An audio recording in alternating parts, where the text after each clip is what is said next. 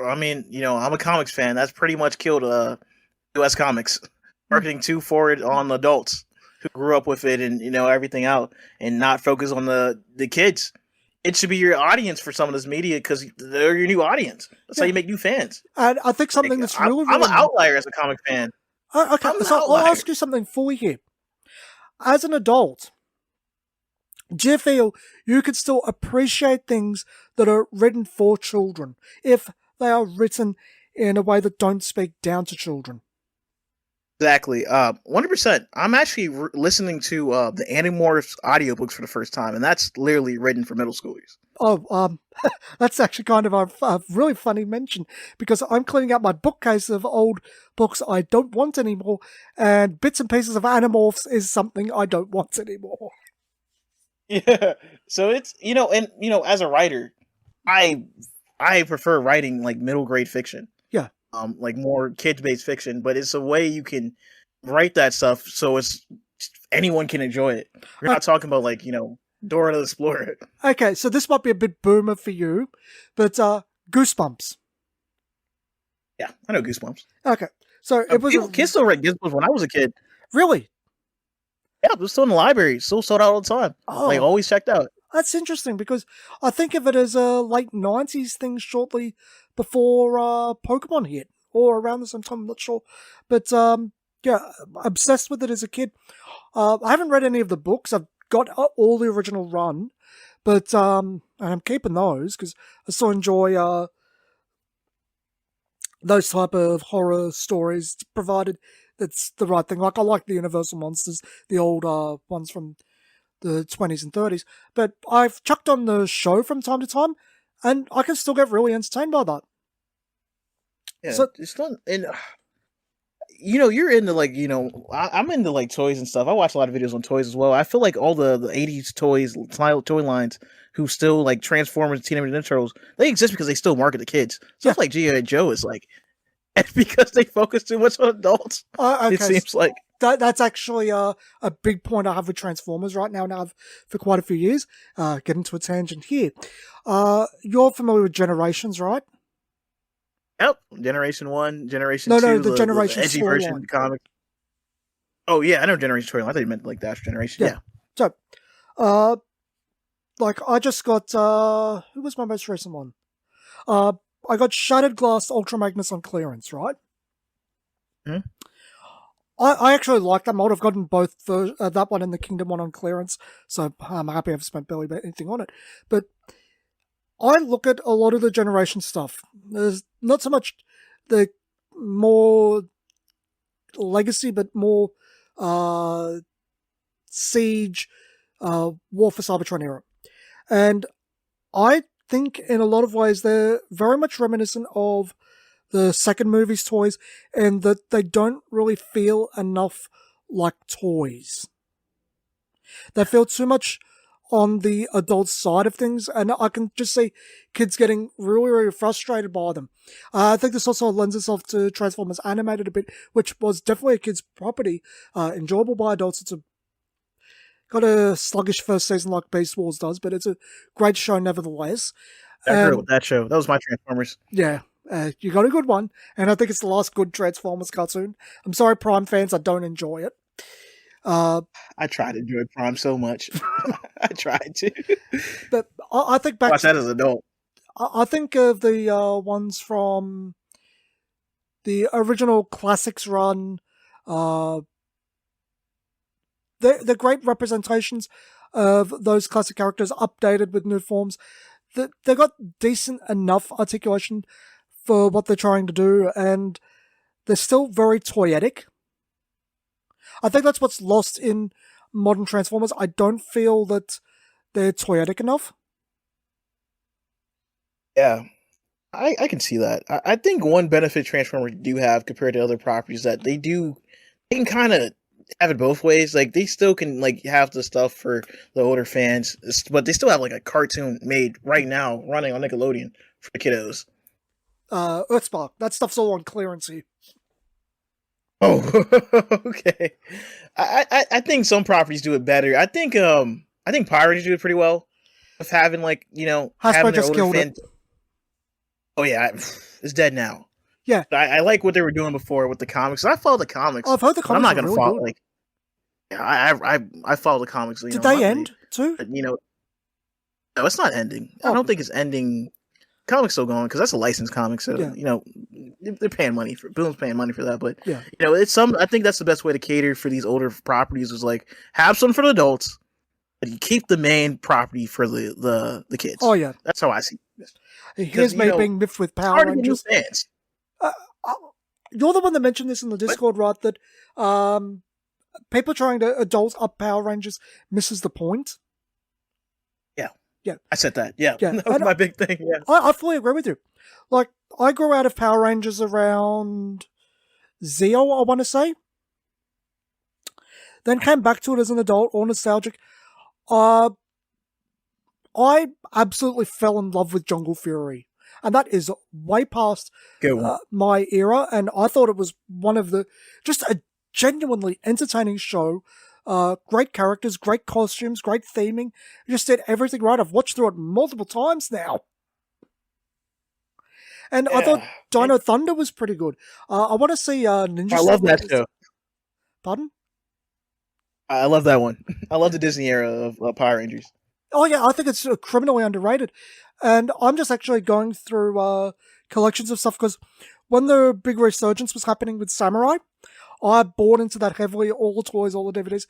I've gone back to it. I like the Zords. I like the costumes because I like Samurai Shinkenja quite a lot in terms of visual design. But the show is insufferable. Yeah, I think I know why it's insufferable too. They said in interviews like Power Rangers, the Disney era, the target demo was like 8 to 10, and now it's like 6 to 8. That's because kids buying toys is aged down. Yeah, but it's kind of. I think a lot of adult fans just are too shameful. Like, okay, I don't want to watch. I want to enjoy my stuff from childhood, but I want to still be adult. So, like, make it adult for me instead of just enjoying, the property they love. No. Okay, so I don't know how much of a hot take this is, but the reunion special on Netflix? Yeah, I know that. I didn't enjoy it at all. I didn't enjoy it either. I couldn't get through it. It's kind of funny because you come from like you're older than me, but I think it's a big problem with a lot of this nostalgia bait content that is like super alienating. Yeah. It's nostalgia bait for something I'm not nostalgic. Like I didn't grow up with Mighty Morphin. Like I got in Power Rangers during the Disney era, and that's the era I like. So like this is made for like such a small audience of people who grew up with Power Rangers because no adult's that never heard of Power Rangers gonna watch this. No one's like older that didn't come from the boom's gonna watch this. So like, it's such so small of a niche at this point. And the fact that I regarding that, so I don't know if you're following Transformers at the moment, but they are doing occasional Armada updates. Makes sense. It's like 20 years old now. Yeah, so it's for the people that are now adults and combined. I loved Armada when it came out. I was all in. I love the gimmicks. I don't care about the chonky lack of articulation like so many of the people on YouTube do, and so many people in the comments. I rather have that fun toy aspect, because that's what I enjoy about it. But I'm just thinking back to Power Rangers again, and transferring that. It should really be a lot of those early 2000s kids as well getting their nostalgia stuff. The Mighty Morphin stuff, I don't know how this actually relates, because it should be the early 2000s stuff getting the big sales from nostalgia, yet everything Hasbro puts out, or put out, I should say, seems to indicate Mighty Morphin is the only thing that really sells. Yeah, I think so. The reason why Mighty Morphin sells more than everything else is because Mighty Morphin was the big boom. Oh yeah, and that was the biggest Power Rangers ever was Mighty Morphin. So that's why, as well as like, as a Disney era fan, it's so many different seasons at that point. Like Mighty Morphin had a good 3 seasons run, and then you kind of got the Zeo era as well. But it's so many different niches in the Disney era that it's hard to really cater to it. Yeah, I get that. But part of me is just thinking, are the kids from 20 years ago now really nostalgic for a show 30 years old? No, and it's possible too. But so, Saban every Because was it airing when franchise you were a owner kid? Power Rangers was so cheap. Excuse me? Was Mighty Morphin still airing when you were a kid? Oh no, not at all. Not at all. No, so you Not at probably all. I didn't discovered watch it. Mighty Morphin until Netflix, Yeah, so so I you probably watched all of discovered it them. the same way I discovered Masters of the Universe. Oh yeah, pretty much. It was Like, on. It's back in the day, like old Netflix when they had like everything from the '90s up there. like I didn't grow up with Masters of the Universe. I'm too young for that, right? Because it came out in like Yeah. 1982, and it was dead by 1987. I wasn't born yet, because I was born in '88. And I had a knockoff line as a kid called Galaxy Warriors. Basically, they're the same type of body shape, but more based on Frank Frazetta art, if you're familiar with that. If you're familiar with stuff like Conan imagery. Oh yeah. Yeah. So that was my stuff. And then 2002, so you might be familiar with the Mike Young cartoon for He-Man. Oh yeah, I know what you're talking about. Yeah. But I'm just an animation nerd. I didn't grow up with it. I'm just an animation nerd, so I watched that. So when they came out, I thought it was dry, boring, and it was like, my mum was like, "Oh, hey man, your uncle watched that when he was young. It's good." And I'm like, "Yeah, It's the opposite of Turtles at the time. Yeah. I grew up with those Turtles. Oh, 2003 Turtles. Yeah, I grew up with those. I love them. You grew up with the good stuff. Yeah. Yeah, but I think that's the biggest difference too between like the '80s stuff from the 2000s, like the reboots and stuff, because like they really cater to like new kids. They don't do that anymore. No. On the Turtles, though, I actually just am finishing up a small Turtles collection, and then I hear Super Sevens making 2003, and I'm like, oh, I want that. But the 87 Turtles was still current when I was a wee young kid. And I have toys and plushes, plush Michelangelo from the original cartoon and everything. But outside of that original mini, it's hard to watch. And I wasn't really into the property after Power Rangers and then Beast Wars, because I've been with Transformers as long as I can remember when G2 came out. So I saw a little bit of the 2003 Turtles when it aired. I didn't think much of it because it wasn't something I was into. I think might have been more into Beyblades of all things at the time. But I got into it later because I think I saw a few episodes like, oh, wow, this is genuinely entertaining. And now I've had the DVDs for years because we got all of them down here, except I think the tail end of Fast Forward, but who watches Fast Forward? And yeah, the fast forward, don't past season 5. Yeah, that show doesn't exist to me. No, but what I'm saying is, as far as the Turtles go, the original movie, kind of the second one, and the 2003 Turtles, that's all I really need. I've heard good things about the 2012 one. I'm sure it's good for the kids who grew up with it, but I don't really need to sit there and judge it.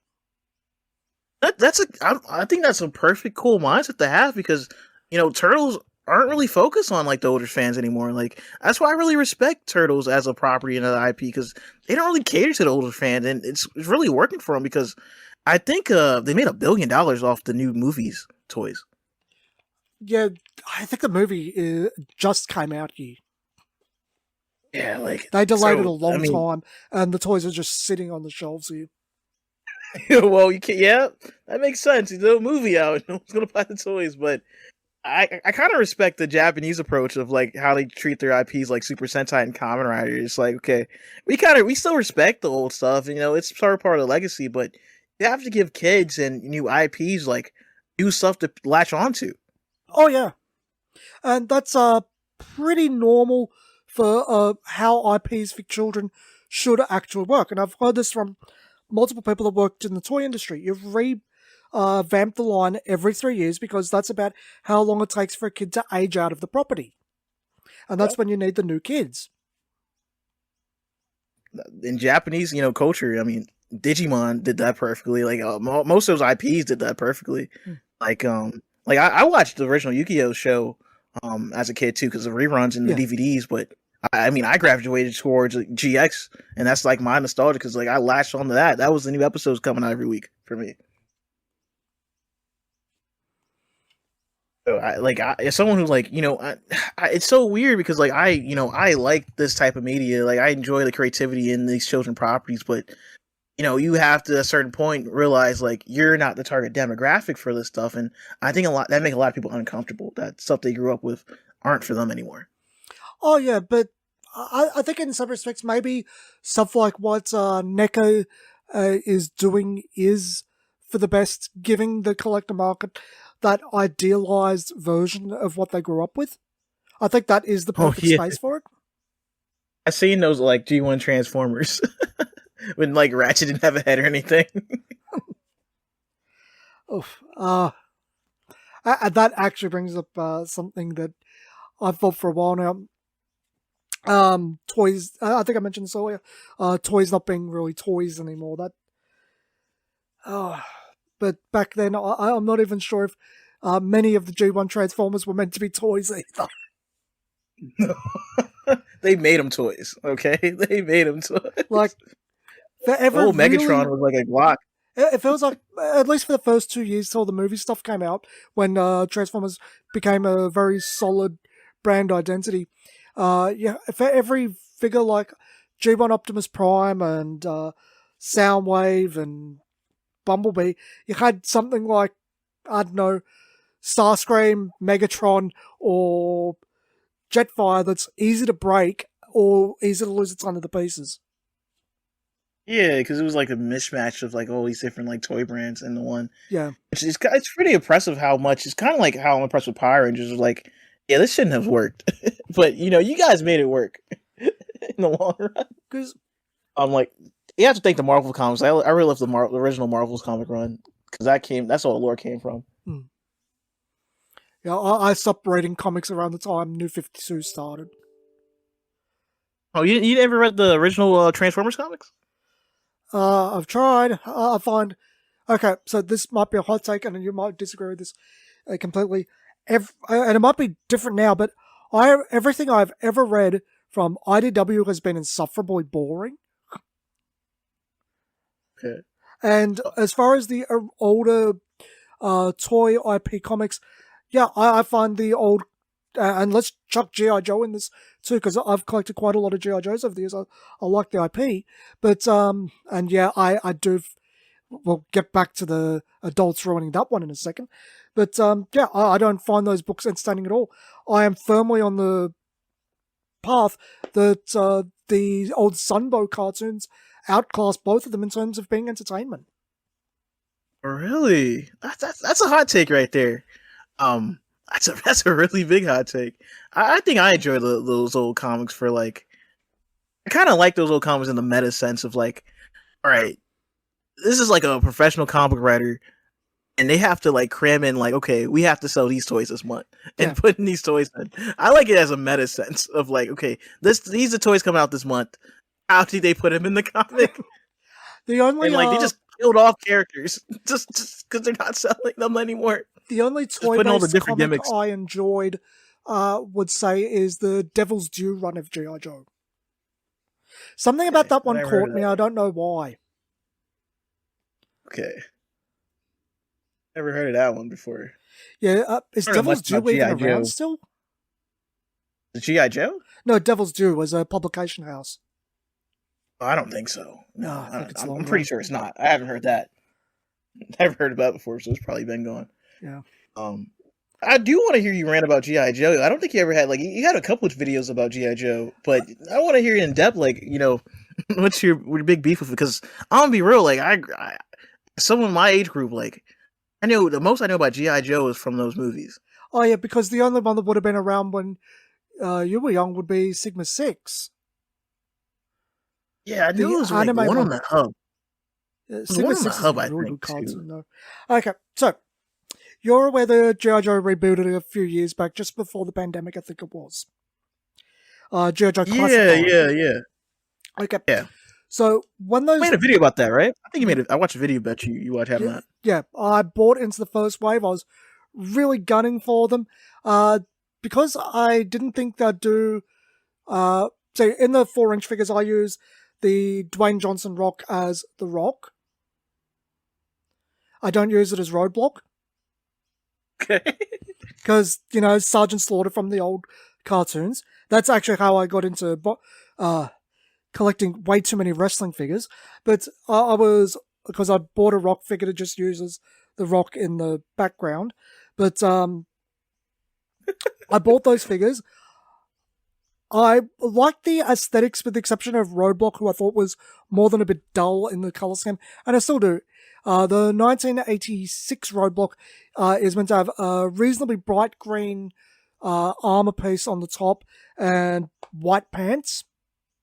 They changed it to a dull thing, and the first wave of that line, it's meant to go to a video game that failed, and it's meant to be quite toyetic. Okay. It was meant to be toyetic. It was meant to reinvigorate the brand. And because all of the 40-year-old, 50-year-old people online were complaining, this isn't realistic. This isn't fun. Well, this is too much fun, I should say. It's too bright and it's not dark and realistic. Isn't that the point? Isn't that the point of G.I. Joe? Not being like unrealistic, like being fun. See, that's the weird thing. It hovers between the two of them. Like, you look at 1982's original wave. So many of them, like Grunt and Zap, they're boring olive green, and it's like, eh. And then you say Stalker, who's a bright green with olive stripes. And it's like, wow, that's a nice figure. You blow all the rest out of the water, mate. You're visually interesting. And then you have one of the most popular G.I. Joes, like Snake Eye. It's a ninja. Yeah, but Snake Eyes didn't start as a ninja. Snake Eyes started as a commando. Really? I didn't know that. Yeah, the original toy is Commando, and that's another hot take. I prefer Commando Snake Eyes. I don't like Ninja Snake Eyes. Despite liking Storm Shadow. I just know him as a ninja. Yeah, it's because that became really, really popular in the Larry Hama comic. It's, I think, never really used in the Sunbow cartoon from my recollection. But yeah, the toy line that they released classified 6-inch, meant to compete with Marvel Legends, whatever. But it's meant to be a reinvigoration of the brand, meant to appeal to children, meant to be fun and toyetic, and they turned it into what is largely a boring, ugly, tired-looking toy line that there's a few things I've picked up here and there, like Spirit, the Native American fella with the eagle. He's got a nice blue shirt on, it stands out. I picked up Zartan because he's meant to be dark colors anyway, and his peach white skin stands out.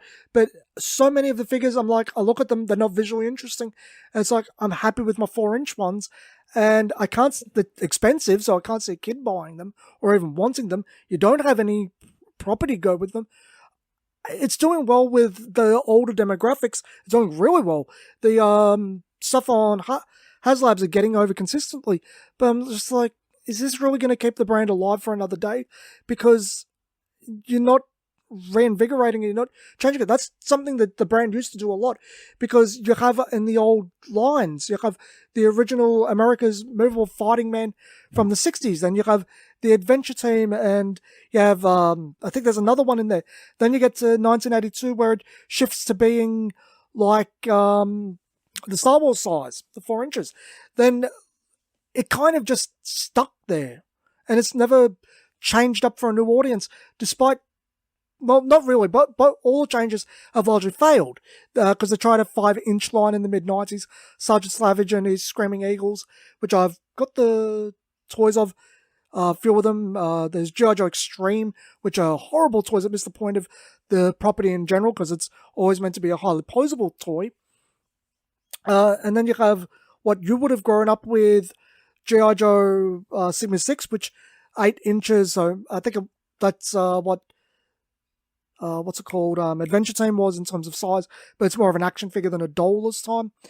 But yeah, I don't think it tries in the right ways to appeal to children. I think in many ways, as much as Hasbro hates to hear this because it means giving up on an IP or at least a part of it, it needs new characters, it needs a fresh paint job, it needs a new premise. Yeah, because I think it's possible. I mean, just look at the Shira cartoon. That like reinvented that brand to a whole new audience. So it's possible. The It's She-Ra just thing's like, interesting because it didn't translate to toys. really, did it not make any, or just didn't sell well? Mattel originally didn't think that it would push toys because of the way it was done, and then they put out toys out of a lot of pressure, and then they end up on clearance. And now people, well, the few people that want them, and they're astronomical amounts of money. Wow. How about the Voltron? Did Voltron like translate to sell? Anyone? No, it went on clearance. Dang. Okay. The recent He-Man cartoon, I really, really liked that one. It was a far step from what it normally is. I collected everything. I loved it. But it went on clearance too. Wow. I mean, it might just be changing the times, honestly. Oh yeah, I think a lot of those properties, I think once they don't work a few times, you have to accept that they were a piece of their era. Yeah, because I mean, kids still buy some toys. Like people still. I mean, Turtles just sold like $1 billion. So, but some IPs just don't work. I just don't think. Well, this is going to be the shocker for a lot of people. Do you know what the largest selling action figure line is? No, I do not. What is it? WWE. WWE. I mean, that makes sense. I can see that. WWE is the largest selling boys toy line by a very wide margin. Makes a lot of sense. And I think a lot of that has to do with the basic figures. For as much as a lot of people want to go, oh, the basics don't have much articulation, which they're fixing next year. They're cheap, affordable. They do what they're meant to do. They're fun. It's actually a good point, because I remember as a kid, I wanted to get some toys, for Power Rangers stuff, but they're just too expensive. Like, I think they just went up a little bit here, the basics, but they're $22. It's like, that's not a lot of money. They went up from 19, I think they were 15 a few years back, depending on where you bought them. But it's like 15, that's chips, I'll buy a bunch. Even at 22, it's like, yeah, I'll buy a few. That's about how much, actually no, that's still cheaper than what a pop vinyl is here. Okay. Yeah, that makes a lot of sense. I think those Turtles toys, the new ones are pretty cheap as well. Oh, yeah, I believe. Yeah. If you get them at Big W at Target, our Target's different to your Target. They're 15, I think. Yeah, that's from the last time I checked. It was like around that price range. Yeah, they're really cheap as chips. I ended up for my Turtles display buying the remakes of the Playmates Turtles.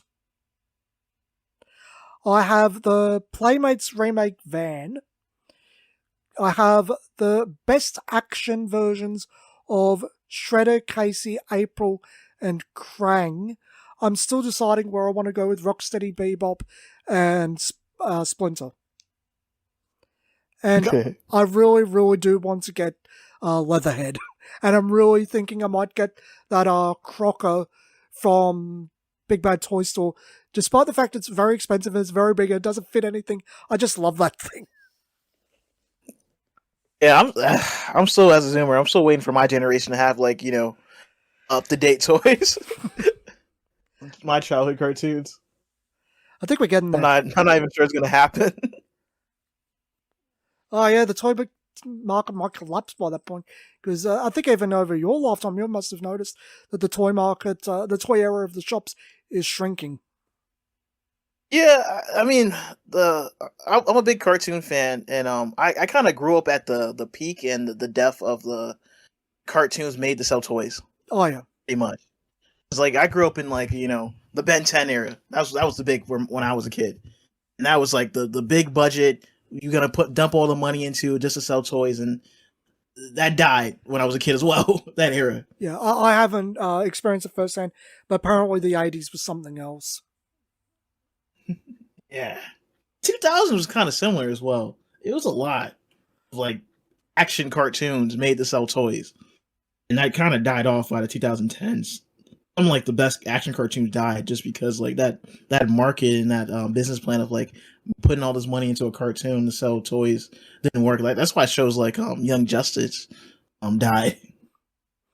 Okay, we got a comment here from Jason King. I think there should be more to toys than collecting. And that's actually something I've talked about recently in this podcast, saying that I love action features and play patterns in toys and bright colors, toyetic fun.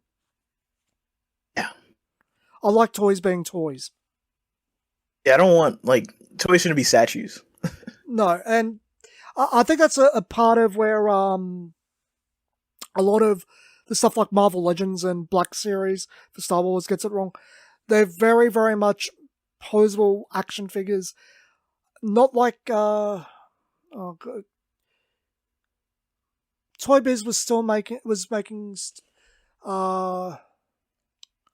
Marvel when you were a kid, weren't they?